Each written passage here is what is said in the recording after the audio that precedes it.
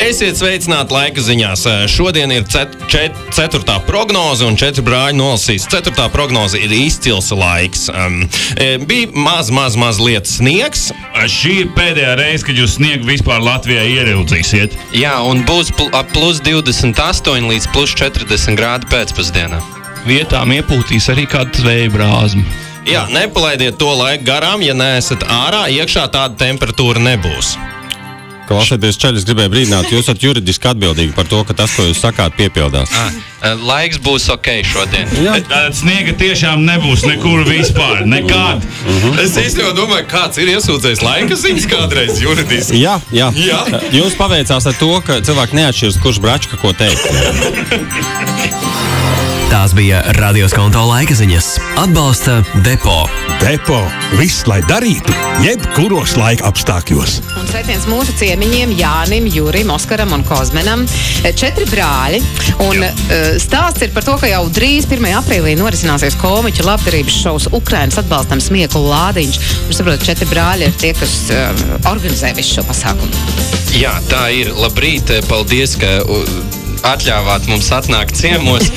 Jā, mēs organizējam. Mēs gan neesam idejas autori. Šāds līdzīgs pasākums jau bija noticis 3 gadus, kas saucās Izsmēja karakuģi Ukrainas brīvībai, ko organizēja Rāls Elens ar Anetu Bendiku. Taču šogad viņiem tā kā nesalikās viss, lai viņi varētu veidot, un mums šķita ļoti foršs pasākums ar ļoti skaistu mērķi, un mēs sapratām, ka mums ir visi resursi, mums ir telpa, mums ir komanda, lai to organizētu, un uzrunājām savu komandu par šādu ideju, vai viņi mūs atbalstītu, un pilnīgi visi mūsu komandas dalībnieki 5 minūšu laikā piekrita bez maksas, nāk strādāt, veidot šo pasākumu. Cik liela tā komanda? Ap 20 cilvēki. 20 Puiši, kāpēc jums šis ir svarīgi? Zin kā, cilvēki jau noguruši tagad no... To Valds ar ironiju mēģina. Es vienkārši patulkoju.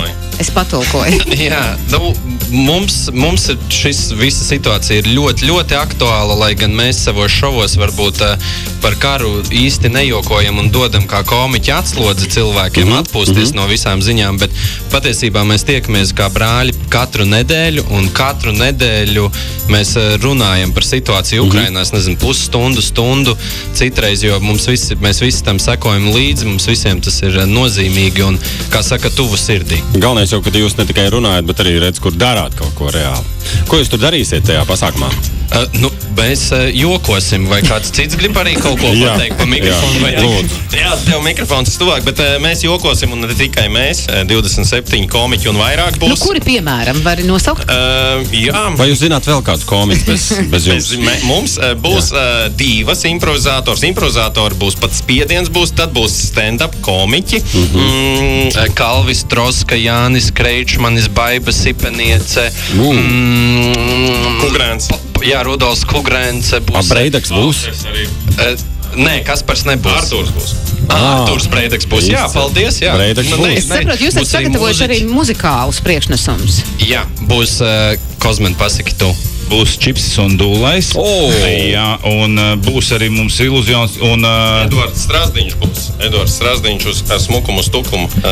Un Edžus Iluzionis, un mēs arī esam palūguši un piekrituši, es viņu saucu par Instagram Avengeriem, jeb puiši, kas taisa vissmieklīgākos Instagram un TikTok video, visi apvienosies kopā, lai speciāli radītu šim šovam kādu šo te video. Un kas arī ir forši par šo pasākumu, Go3 ir piekritis to tā kā arī uzņem pie sevis, kā saka, izrādīt pēc pāris mēnešiem savā platformā, un par to arī viņi veiks ļoti dāsnu ziedojumu arī šim pašam mērķim, un mērķis ir 20,000 eiro. Mēs par to mērķi un par to, kā ik viens var piedalīties pēc brīža, paturpināsim mūsu šī rīta ciemiņi ir improvizatori 4 brāļi.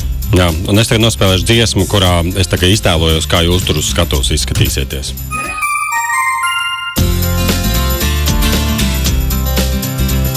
9:48 minūtes mūsu šī rīta ciemiņi brāļi Kozlovski, un mēs runājam par 1. aprīlī plānoto labdarības šovu Ukrainas atbalstam Smieklu Lādiņš. Jūs jau puiši izstāstījāt par viesiem, kas ir gaidāmi, bet par to mērķi saziedot kam?